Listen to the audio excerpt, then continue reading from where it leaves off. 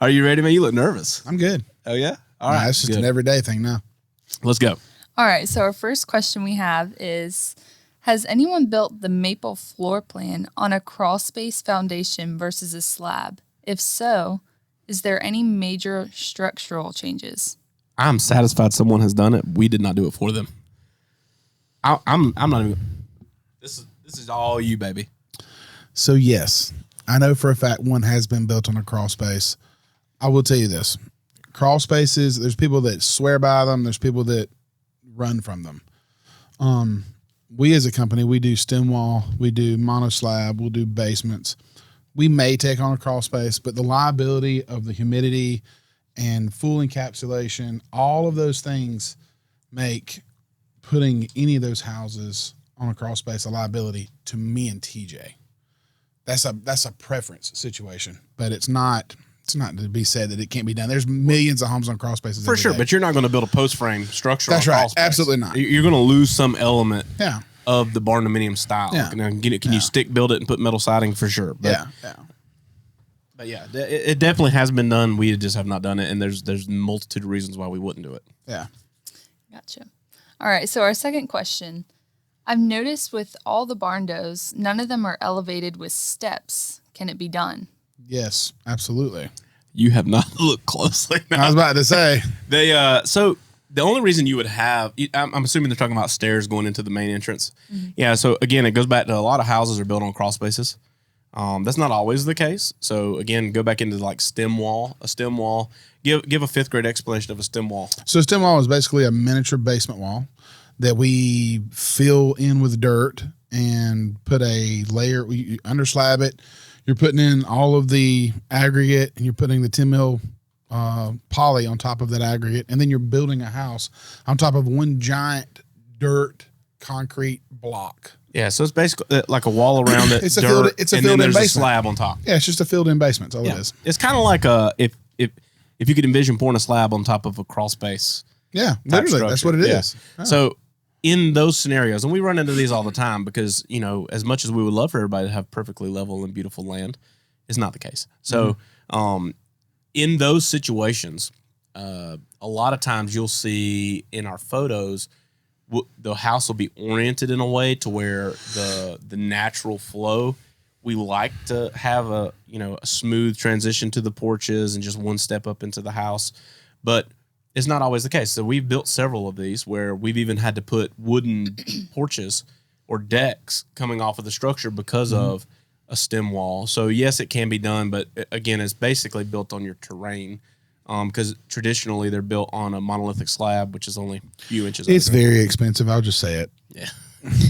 Yeah. If you don't have perfectly flat land, I'm sorry, but it does. It is expensive. It's expensive. That's the biggest thing that turns people away, because you're basically paying for half of a basement that's not usable.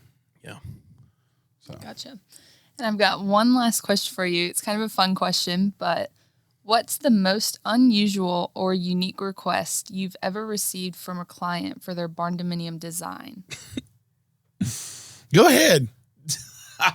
I don't even know where to start. To bring it down to one? Pickleball courts, climbing walls. Yeah.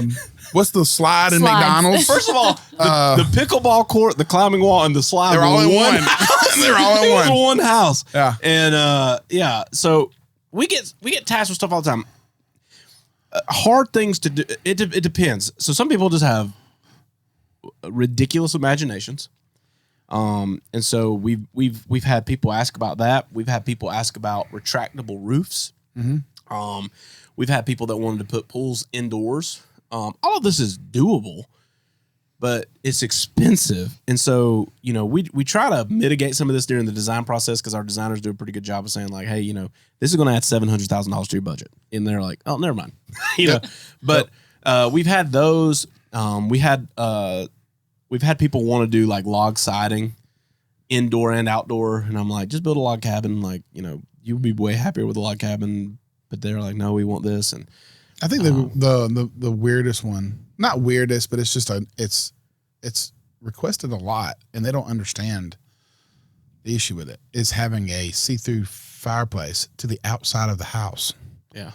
Where you're like, there's heated space here and there's outside.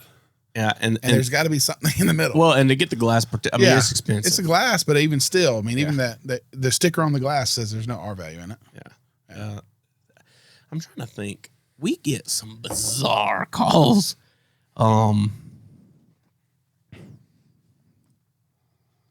We have one right now.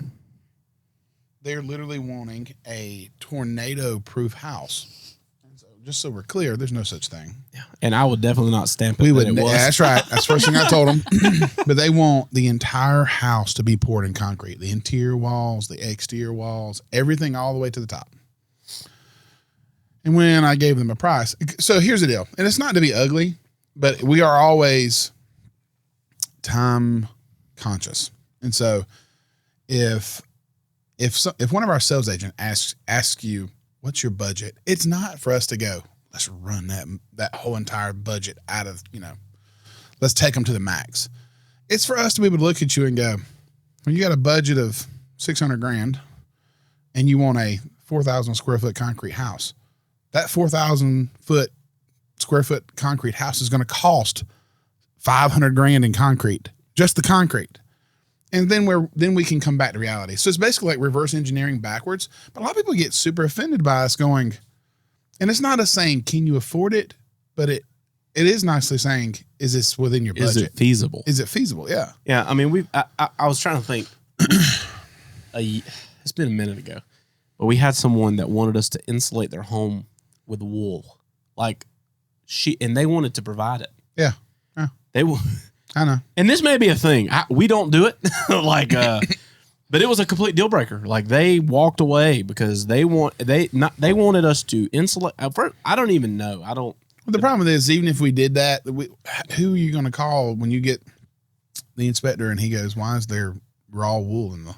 Yeah, that's what I'm saying. I don't even know if it would pass code. I don't think an engineer would write your letter or anything. The question I had on the phone was, why would you want, or where would I source wool for your? And I was like, you mean rock wool? They're like, no, we mean sheep's wool. And they were like, we'll provide the wool. And I was like, I'm not going down this rabbit hole. I don't know where. No, I don't. Yeah. That's probably the single strangest thing that I've had somebody ask me about is putting sheep wool in their walls. And I'm sure somebody's going to comment on this like, we do that all the time. That's great. I will refer these people to you. Hook us up with Jesus' number where he's sharing these lambs. There's a couple of times I need to speed dial that.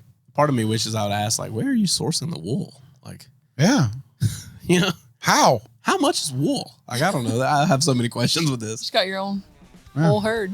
Yeah. It's pretty crazy the things that we get asked, though. Thanks, guys, for tuning in to the Barndo Show podcast. If you're watching on YouTube or wherever you're listening to this content, hit subscribe so you don't miss an episode. And then be sure to check us out on all of our social media platforms at the Barndo Co. Super simple to find us. And then when you're ready to dive in a little more, maybe look around some of our available floor plan options or take a look at the gallery of our work, or maybe you're ready to connect with our team and explore what it looks like to build your dream barndominium, you can visit us online at thebarndoco.com.